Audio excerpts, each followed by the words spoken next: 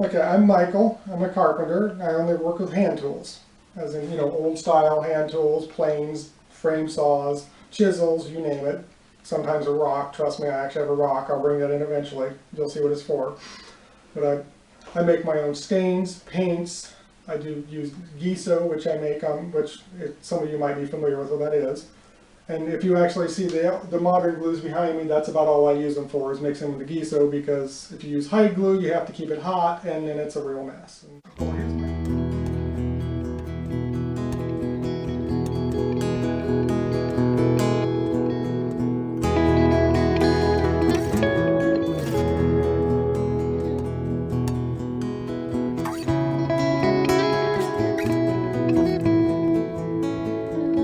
Well, here's my first video explaining. A lot of people probably actually wonder what I actually do.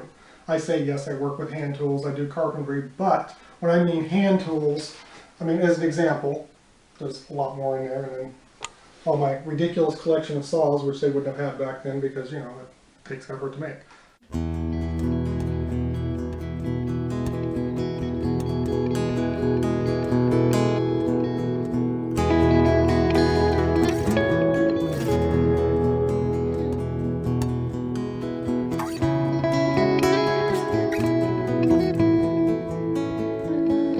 I started doing this about 18 years ago. I used to work with the power tools. I prefer the hand tools because they're quiet, and in my opinion I have more control. It's like I don't feel limited by the tool, only by my imagination, what I come up with. I can make the tool do what I want it to do.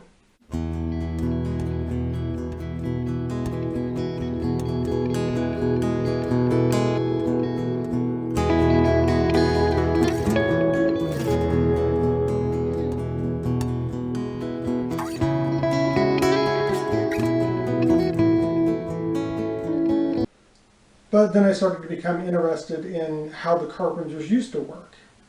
And it was extremely frustrating when you have nobody to teach you. It's like you're trying to rediscover entire art. And it was difficult and, yeah, extremely frustrating. But over time, it's like anything else. You get better and better and better.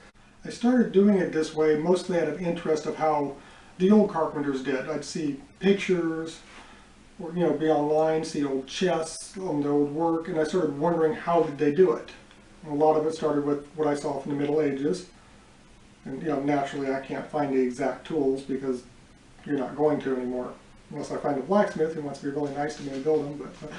But no, once I became interested in it, I wanted to know more and more about it. And it's kind of like an addiction that once you start doing it, you just can't stop doing it.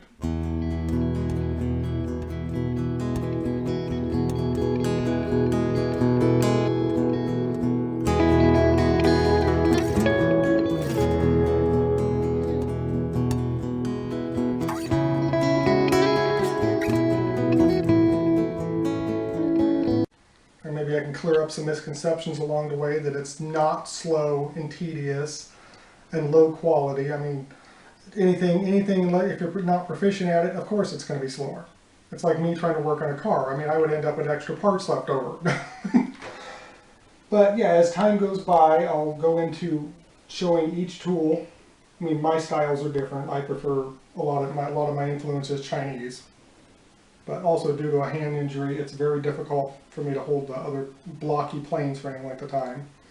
I do prefer as they are actually frame saws, not bow saws. I could do a bow saw at some point and show what a bow saw is. But yes, those are definitely more challenging to use, but I like them. But yes, at one point I could actually go into maybe later on showing how to make the most basic tools, because you really don't need all of this to build simple things. I'm hoping that people will see what I really do. This is who I am. Over the years, it became what I was. Maybe people understand more about the tools. I can, give a little education on the tools, and in time show people how to make some of them. I don't make a lot of them right now, but I know how they're done, and it's just to show that it doesn't take a lot to start up. You could start up with the very few basic tools and start building things. Thank you everybody for watching. This is my first video, so it'll get better after this if you're all still awake at this point. I'll see you next time.